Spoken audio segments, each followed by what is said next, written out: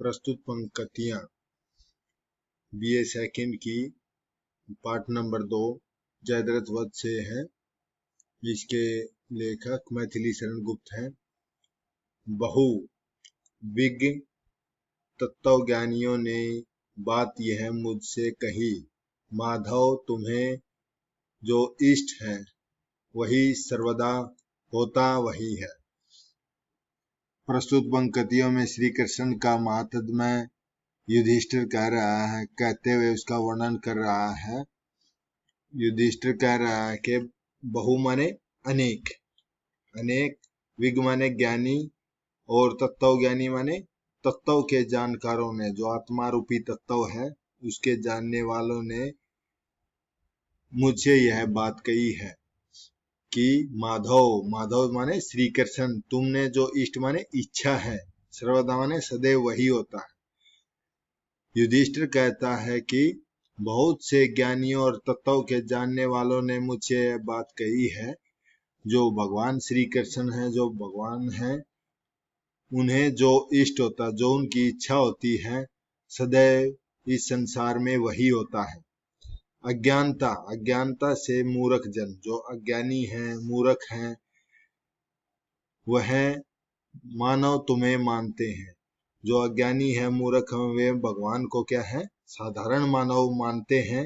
परंतु ज्ञानी, ज्ञानी और विवेकी, जो विवेक का ज्ञान रखते हैं, और विज्ञवर कौन होते हैं, जो बुद्धिशाली होते हैं, और विश्वेश्वर माने विश्वेश्वर है जगत के स्वामी। जो ज्ञानी, विवेकी और बुद्धिमान हैं, विद्वान महापुरुष हैं, वे तुमको जगत का स्वामी मानते हैं, सब जगत का कर्ता धर्ता मानते हैं। जो किया, जो कुछ किया तुमने स्वयं, हे देव देव, देव देव है देवताओं के देवता हुआ वही। आगे कहता है, कृष्ण को संबोधित करते हुए, देवों के देव श्री कृष्ण, देवों के देव श्री कृष्ण, आपने जो भी कार्य, जो कुछ कार्य किया संसार में वही कार्य हुआ, वही हुआ। जो कुछ करोगे तुम स्वयं आगे वही होगा, वही सही। आगे भी आप संसार में जो भी कुछ करोगे वही सही होगा।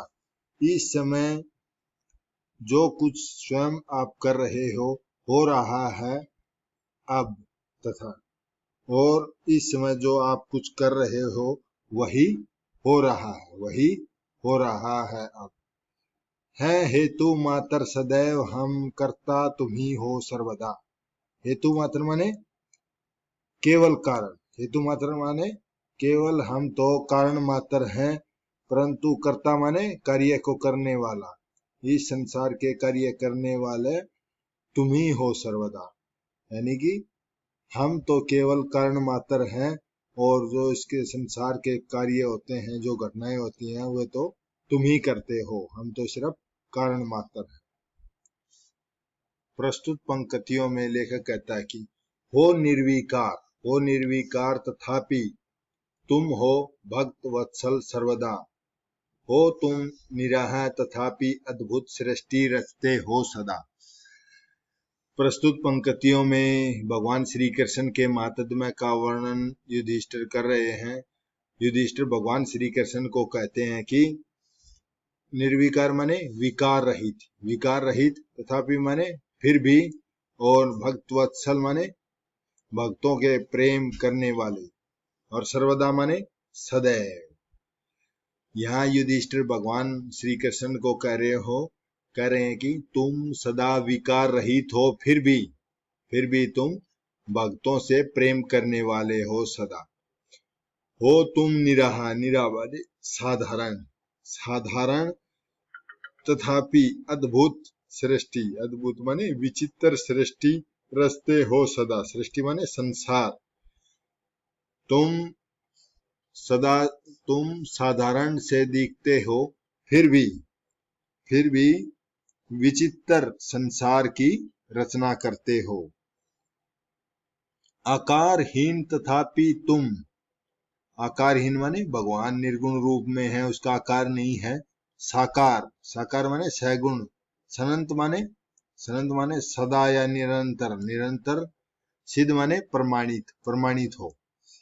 तुम्हारा कोई आकार नहीं है, तुम्हारा कोई आकार नहीं हो, फिर भी तुम निरंतर निरंतर साकार रूप में प्रमाणित हो, साकार रूप में प्रमाणित हो। सर्वेश्वर होकर सदा तुम प्रेम वश्य, वश्य माने वश में होना, प्रसिद्ध हो। यानी कि सर्वेश्वर माने ईश्वर, जगत का स्वामी। यहाँ युधिष्ठिर भगवान को, कृष्ण को कह रहा है, तुम जगत के स्वामी होकर भी सदा तुम प्रेम के वश, प्रेम के वश में होकर के प्रसिद्ध है, प्रेम के वश में होने वाले प्रसिद्ध हैं। आप भक्तों की रक्षा के लिए तुरंत दौड़े आते हो। करते तुम्हारा ही मनन, मनन माने मन में स्मरण करना। मुनि, रत माने तल्लीन होना, रत माने तल्लीन होना, ऋषि सभी। आगे युधिष्ठिर श्री कृष्ण को कहता है कि समस्त मुनि अपने मन में तुम्हारा स्मरण करते हैं, और समस्त ऋषि सदैव तुम में तल्लीन रहते हैं। रत माने तल्लीन रहना, सभी ऋषि तुम्हारे अंदर तल्लीन रहते हैं। सनंत, सनंत माने निरंतर, तुम्ही को देखते हैं ध्यान में योगिंदर, योगिंदर माने योग करने वाले, ध्यान लगाने वाले योगी जन, ध्यान लगाने वाले योगी जन तुम्ही को देखते रहते हैं। यानी कि हमेशा क्या है, तुम्ही को ही लगातार देखते रहते हैं। विख्यात वेदों में विभव, विभव माने वैभव, सुख संपत्ति, यानी कि वेदों में भी हे भगवान, हे सर्वेश्वर, तुम्हारा वैभव सुख संपत्ति वेदों में भी विख्यात है। सबके तुम ही आराध्य, तुम सबके आराध्य देव हो, सबके पूज्य योग्य हो, सभी जनों के आराध्य हो। कोई न तुमसे बड़ा, इस संसार में तुमसे बड़ा कोई नहीं हो। तुम एक सबके साध्य हो, साध्य माने प्राप्त करने योग्य हो। इस संसार में समस्त जनों के आराध्य हो। इस सृष्टि में तुमसे बड़ा कोई नहीं है, और सबका प्राप्त करने योग्य तुम ही हो। प्रस्तुत पंक्तियों में युधिष्ठिर भगवान श्री कृष्ण को संबोधित करते हुए कह रहा है कि पाकर तुम्हें फिर और कुछ न पाना रह जाता शेष। इन पंक्तियों में श्री कृष्ण को संबोधित करते हुए कहता है कि इस संसार में समस्त जन तुम्हें ही पाने का प्रयास कर रहे हैं, तुम्हें ही पाने का प्रयास कर रहे हैं, और जो जन तुम्हें प्राप्त कर लेता है, जो पा लेता है, उसके लिए कुछ भी पाना शेष नहीं रह जाता, उसके पास पाना शेष नहीं रहता। पाता न जब तक जीव तुमको, यानी जो संसार में भक्ति के द्वारा तुमको नहीं पाता है, भटकता है सविशेष, भटकता यानी कि संसार के आवागमन के चक्कर में भटकता रहता है, दुखी होता रहता है। जो जन तुम्हारे पद कमल के असल मधु को जानते हैं। इन पंक्तियों में कहता है कि जो प्राणी, जो व्यक्ति तुम्हारे पद माने चरण रूपी कमलों के असल मधु क्या है, मधु माने अमृत, जो चरण कमलों के अमृत रूपी रस को पहचानता है, वे मुक्ति को भी कर देता है अनिच्छा, अनिच्छा माने उसकी आकांक्षा नहीं रखता, मुक्ति को भी मोक्ष को भी, मुक्ति माने मोक्ष, अनिच्छा माने आकांक्षा नहीं, इच्छा नहीं, तुच्छ माने छोटी वस्तु समझना, उसको मानते हैं। जो जन आपके चरण कमलों के मधु को जानते हैं, वे मुक्ति को भी नहीं, मुक्ति की भी उन्हें इच्छा नहीं है, उसको भी तुच्छ मानते हैं। यानी कि चरण कमलों रूपी वास्तविक मधु को पहचानते हैं, वे तो उसे छोड़कर मोक्ष की अनिच्छा माने आकांक्षा नहीं करते हैं, क्योंकि मोक्ष भी तुम्हारे चरण कमलों के आगे क्या है, के हीन लगने लग जाता है, तुच्छ लगने लग जाता है, उन्होंने बहुत ही छोटी वस्तु लगने लग जाता है। हे सच्चिदानंद प्रभो, तुम नित्य सर्व सशक्त हो। सच्चिदानंद माने सच्चित आनंद स्वरूप ईश्वर, सच्चित आनंद स्वरूप ईश्वर तुम नित्य, नित्य माने प्रतिदिन, सर्व माने समस्त, सशक्त माने शक्तिशाली है।